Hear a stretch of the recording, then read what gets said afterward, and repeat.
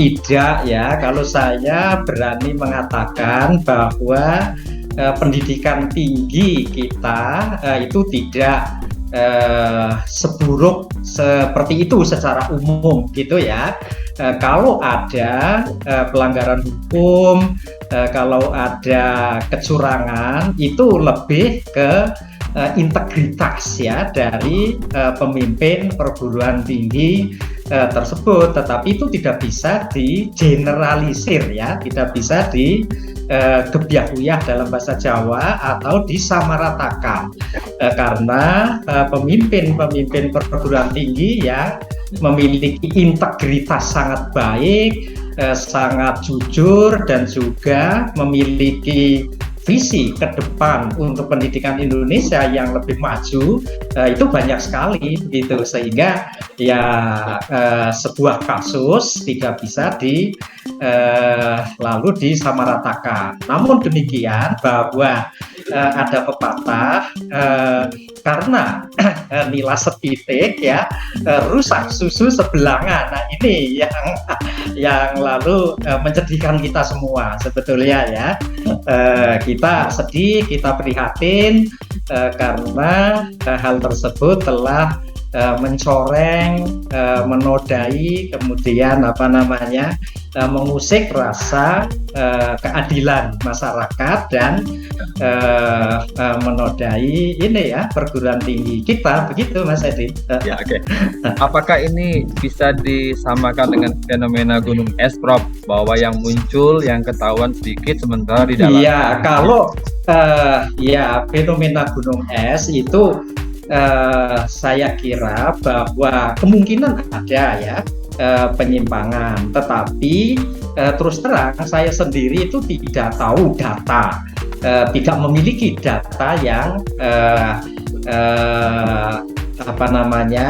jenis-jenis kecurangan yang ada, tetapi bahwa seleksi mandiri itu diadakan dengan tujuan yang mulia sebenarnya itu betul adanya, karena memang dengan seleksi mandiri itu para pimpinan atau pemimpin perguruan tinggi, rektor, dan juga mungkin ada direktur kalau politeknik dan seterusnya begitu ya, ini diberi diskresi untuk melakukan afirmasi yang tentunya tujuannya mulia, misalnya untuk memberikan afirmasi kepada anak-anak kita yang memiliki kebutuhan khusus, yang berasal dari daerah yang pendidikan di tingkat menengah atasnya kurang bagus, sehingga sulit untuk bersaing secara bebas dengan basis nilai begitu ya.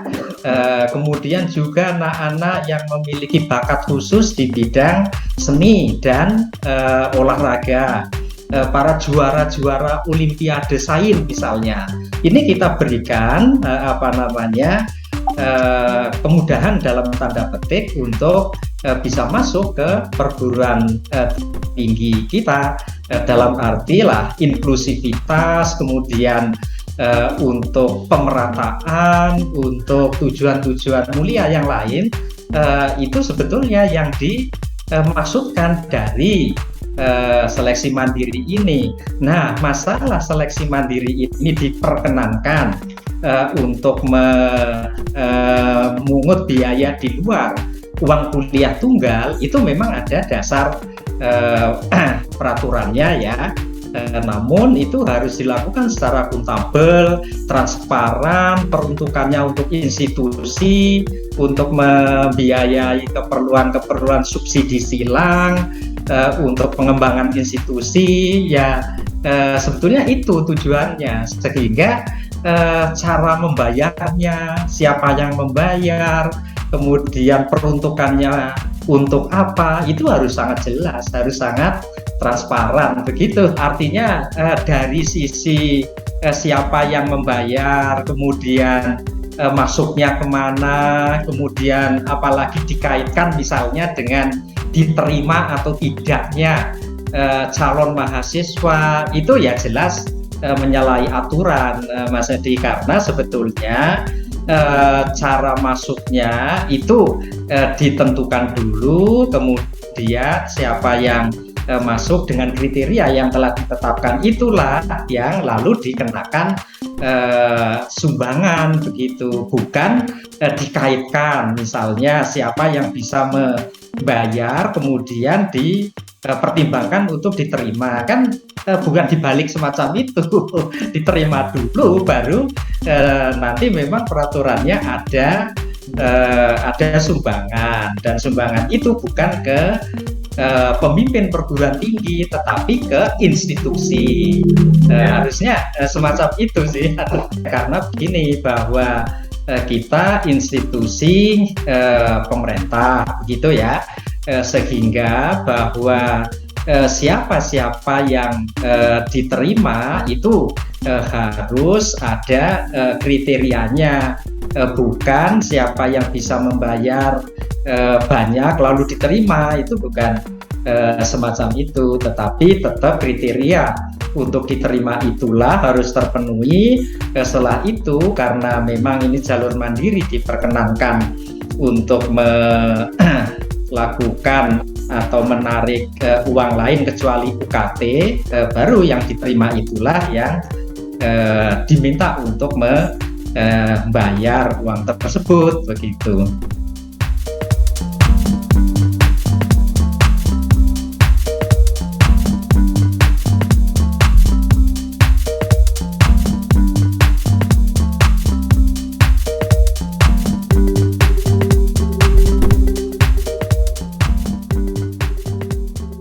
Ya, penerimaan kriteria atau syarat diterimanya itu, walaupun tadi Mas bahwa kalau SNMPTN, SBMPTN itu kan tidak ada yang afirmasi itu.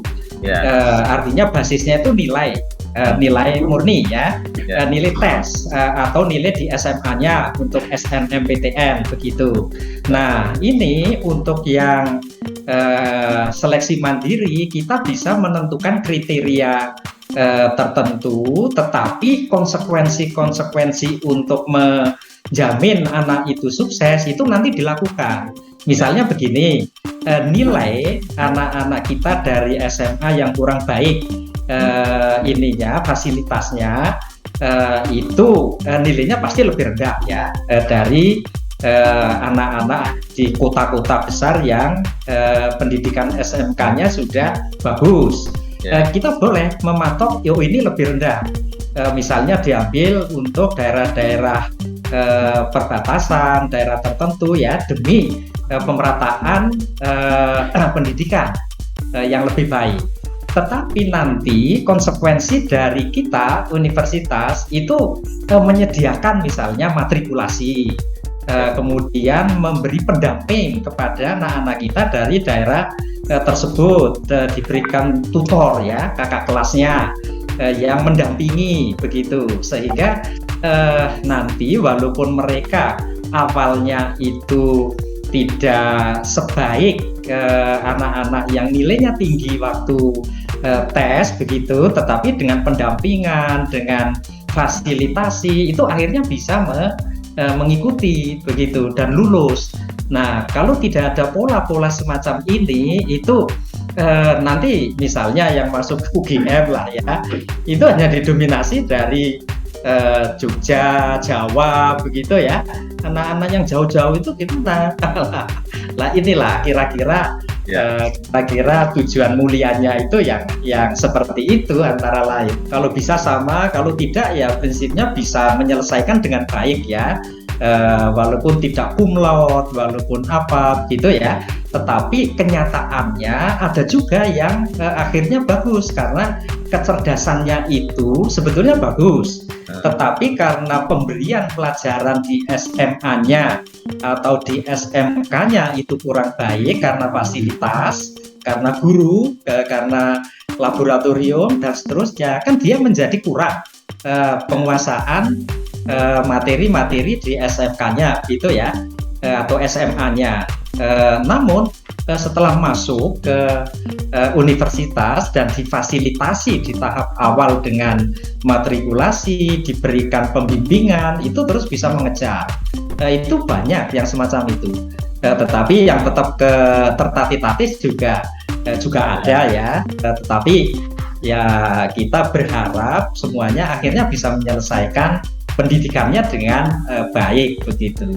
Oh, kalau dihentikan, ya itu saya sebaiknya begini, mari kita merenung, mari kita berdiskusi ya, mari kita mengevaluasi untuk melakukan perbaikan-perbaikan.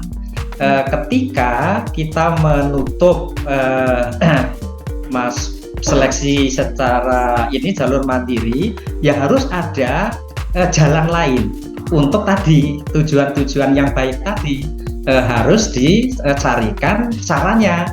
Apakah di SNMPTN, di SBMPTN itu bisa dilakukan semacam itu? Ya, mari didiskusikan lah, gitu ya. Nah, misalnya SNMPTN, SBMPTN, oke, yang 20% atau yang sekian persen itu diperuntukkan untuk afirmasi-afirmasi yang semacam itu misalnya. Prinsipnya bahwa perubahan terhadap suatu sistem itu harus bisa menyediakan fasilitas baru untuk menjalankan tujuan-tujuan baik yang ada di sistem itu. Jangan sampai wah ini tutup saja, tutup kemudian nanti semua masuk perguruan tinggi berbasis nilai semua misalnya. Wah itu akan repot kalau begitu. Seperti perguruan tinggi yang bagus-bagus di Jawa akan didominasi oleh SMA yang bagus-bagus di Jawa gitu.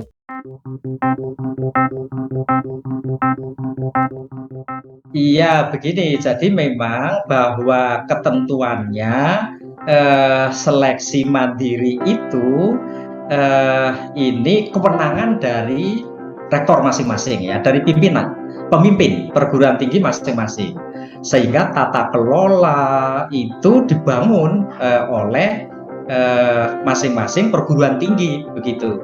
Lalu untuk UGM sendiri ya, ini saya ceritakan, sampai saya kemarin menyelesaikan masa bakti sebagai rektor akhir bulan Mei tahun ini, di UGM tidak ada sumbangan kecuali uang kuliah tunggal untuk semua jalur masuk, kecuali yang memang ini ya penelusuran bibit unggul kerjasama, itu bagian dari mandiri. Yang misalnya begini, kita kerjasama dengan Pemda mana, kerjasama dengan industri apa, terus mereka mengirim calon-calon terbaik ya.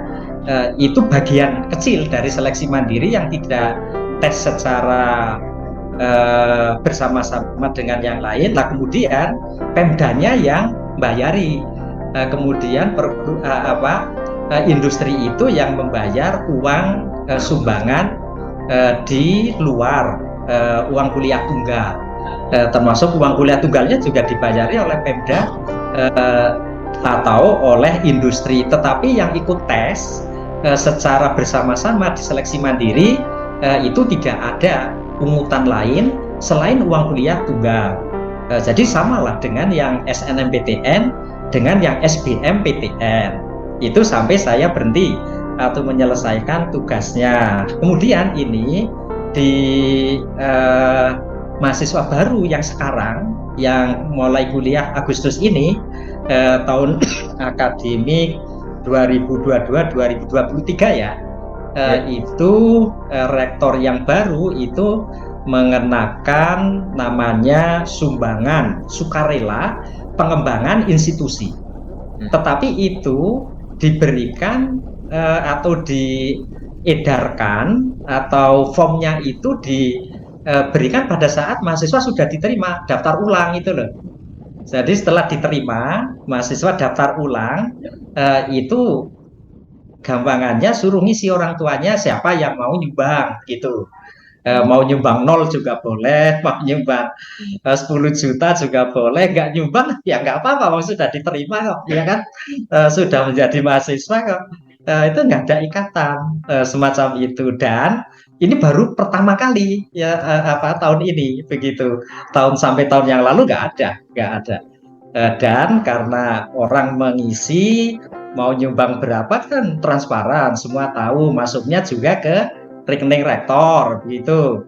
Nah, kalau sudah ke rekening universitas, peruntukannya untuk apa dan lain-lain itu sudah jelas transparan, artinya ada audit keuangan, ada pemeriksaan, dan pemeriksaan itu ada audit internal, ada komite audit dari MWA, ada BPKP, ya, ada KAP, kantor akuntan publik. Itu nggak ada persoalan kalau masuknya itu ke rekening yang resmi begitu.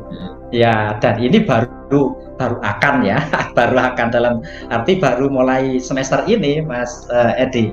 Saya pun tidak tahu dapatnya berapa ya, karena kemarin-kemarin belum ada waktu saya masih rektor. Terutama kemampuan akademik ya, walaupun tadi kemampuan akademik itu harus tidak boleh kalau semua disamaratakan dengan metode yang sama, itu nanti bagaimana anak-anak yang memang berasal dari SMA yang kurang baik pendidikannya karena fasilitas begitu ya, tapi sebetulnya dia punya potensi begitu. Jadi paling gampang sebetulnya gini Mas, dari SMA yang jauh lah, misalnya dari pinggiran mana, dia bintang kelasnya itu siapa di sana, berarti kan orang terbaik di sana gitu toh. Nah, orang terbaik di sana itu kita bisa lah ambil misalnya ya, masuk ke perguruan tinggi kita, lalu di upgrade untuk pendampingan, untuk peningkatan penguasaan ilmu-ilmu yang belum dikuasai saat dia masih di SMA-nya, semacam itu. Ya. Ya, jadi kalau menurut Profesor, untuk wilayah Indonesia yang luas, yang pendidikannya rata, beragam ya, yang beragam, itu idealnya seleksi masuk PTN itu seperti apa nih, Prof? Ya, tetap ada pola afirmasi, begitu ya. Tetap ada pola afirmasi itu tetap. Nah, kemudian memang sekarang persoalan tentang sumbangan itu ini persoalan keuangan gitu. Kalau kebutuhan keuangan di perguruan tinggi untuk mencetak sarjana yang bagus sudah terpenuhi, tidak perlu ada sumbangan-sumbangan itu sebetulnya.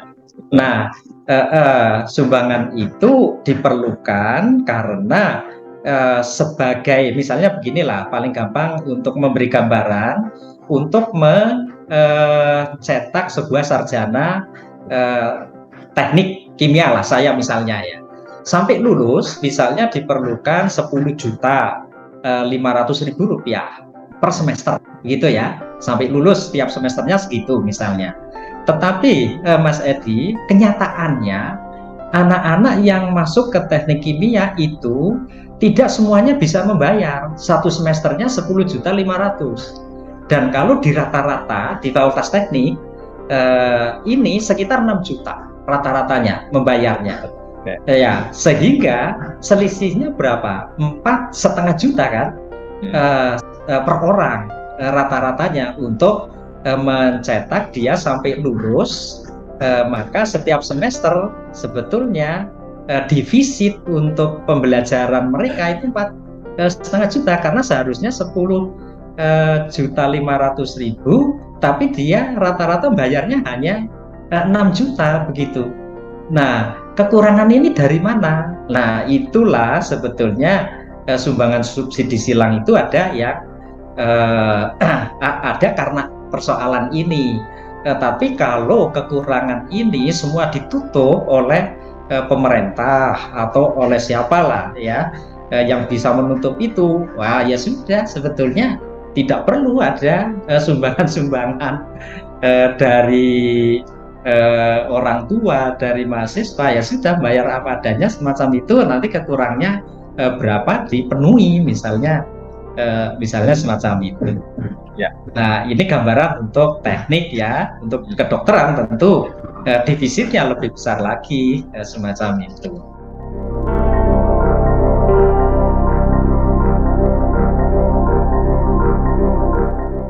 Ya, sebetulnya begini Mas, ada tulisannya Pak Didi Ahyari, postur APBN kita untuk pendidikan tinggi sekian, kemudian dibagi pendidikan tinggi yang di Kementerian Agama, kemudian yang di Kemenristek-Dikti, ya, kemudian yang lain itu akhirnya tidak besar untuk yang masuk ke operasional untuk pendidikan tinggi begitu. Sebagai gambaran, ini angka-angkanya saya tidak hafal ya, Ya. tetapi sebagai gambaran Mas Edi untuk RKAT UGM ya yang kemarin saya mengelola di sana, itu bahwa dari total anggaran UGM untuk penyelenggaraan universitas dalam 1 tahun, untuk tahun ini tahun 2022 begitu ya, yang dari pemerintah itu tidak sampai 40% total anggarannya, 36% kalau tidak salah ya, begitu. Sehingga memang porsi untuk penyelenggaraan pendidikan di universitas, anggaran yang dari pemerintah itu porsinya kecil. Nah, yang lain dari mana? Yang lain dari UKT mahasiswa, dari ada pemasukan karena kerjasama gitu ya, dan lain-lain. Jadi kalau total anggaran pemerintah itu memang besar untuk pendidikan, tetapi dibagi-bagi ke dalam institusi yang banyak sekali, akhirnya juga tidak besar lah. Ini ada tulisan Prof. Didi Ahyari yang tadi pagi hari ini saya baca sekilas, tetapi tidak ingat angka-angkanya lah gitu.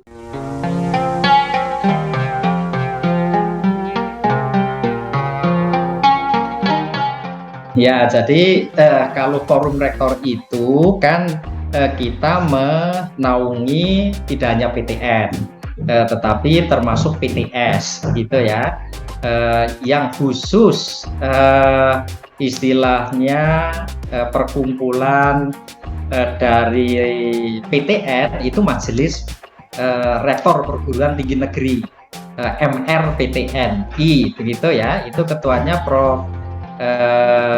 Jamal Wiwoho dari UNS. Nah, kalau saya mengetuai saat ini untuk semua rektor baik negeri maupun swasta, dan organisasi forum rektor itu memang bukan pengawas ya, bukan lembaga akreditasi, tetapi lebih ke sebuah perkumpulan untuk membahas bagaimana perguruan tinggi ini harus kita kembangkan, harus kita tingkatkan kualitasnya, bagaimana kerjasama antar perguruan tinggi, saling memberi, saling bekerja sama, bagaimana kita mendorong pemerintah untuk perbaikan secara terus-menerus terkait dengan pendidikan tinggi di Indonesia dan seterusnya. Nah, tentu terkait dengan bagaimana kita menguatkan perguruan tinggi ini sebagai kekuatan moral yang seharusnya memang mengedepankan aspek-aspek etika dan moral di dalam seluruh aktivitas dan kegiatannya, itu sering kita sampaikan ya, kita diskusikan. Maka dari itu ketika ada penyimpangan semacam ini tuh ya betul-betul kita tidak mengira ya, kita tidak menghendaki, apalagi kita memfasilitasi, tentu tidak. Jadi untuk kejadian ini betul-betul mengagetkan kita semua ya. Terus kami juga mengadakan diskusi dan rapat kemarin malam. Kami kan terus rapat ya untuk membahas ini dan mengeluarkan pernyataan sikap Forum Rektor Indonesia terkait dengan penerimaan mahasiswa baru melalui jalur mandiri di perguruan tinggi negeri, walaupun FRI itu menaungi juga perguruan tinggi swasta, tetapi ini karena terjadi di perguruan tinggi negeri dan seleksi mandiri itu adanya ya dalam tanda petik di perguruan tinggi negeri yang disebut nama itu ya, maka kita mengeluarkan ini pernyataan sikap begitulah bahwa agar semua ini tidak menjadi terulang, kemudian juga marwah perguruan tinggi itu kembali seperti harapan kita begitu, sehingga kita FRI mendorong para pemimpin perguruan tinggi negeri untuk mengevaluasi dan memperbaiki tata kelola sistem seleksi mandiri untuk menjamin rasa keadilan, akuntabilitas, dan transparansi, serta menghindarkan diri dari praktek-praktek koruptif begitu. Ya, kemudian juga kita mengajak pemimpin perguruan tinggi untuk menjaga marwah perguruan tinggi ya, sebagai garda terdepan dalam menjunjung tinggi etika dan integritas moral yang baik. Kita juga FRI mendorong para pemimpin perguruan tinggi di Indonesia untuk menjaga rasa kebersamaan demi terciptanya tujuan pendidikan nasional Indonesia, karena kita tahulah semua bahwa seperti kemarin Pak Yudi Latif ya menulis tanggal 18 Agustus, beliau mengatakan bahwa berdasarkan pengalaman banyak negara, maka pendidikan yang baik ini menjadi paspor untuk kejayaan sebuah bangsa, sehingga gak main-main lah kita ya dengan pendidikan tinggi dan pendidikan secara umum dari dasar, menengah sampai pendidikan tinggi ini memang harus kita kelola dengan baik, dengan perbaikan yang berkelanjutan, continuous improvement.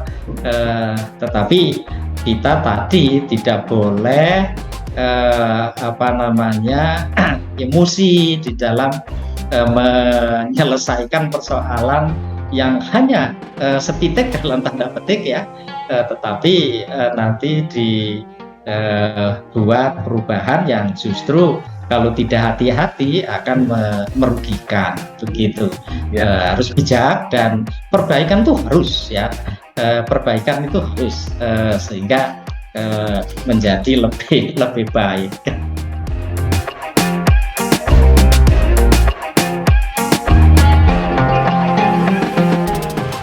Ya tentu kita menghormati proses hukum yang ada, dan kita pemimpin perguruan tinggi itu tidak akan melakukan intervensi ya terhadap proses hukum, biar semuanya berjalan transparan, jujur, berbasis fakta, dan tentu nanti kalau masalah sanksi atau apa ya kan sudah mengikuti saja kan aturan hukum yang ada semacam itu ya. Artinya peristiwa ini, kasus ini harapannya menjadi warning bagi yang ingin berbuat kurang baik, atau bahkan kalau ada ya yang sudah melakukan tindakan melanggar hukum yang kurang baik, ini jangan sampai seperti itu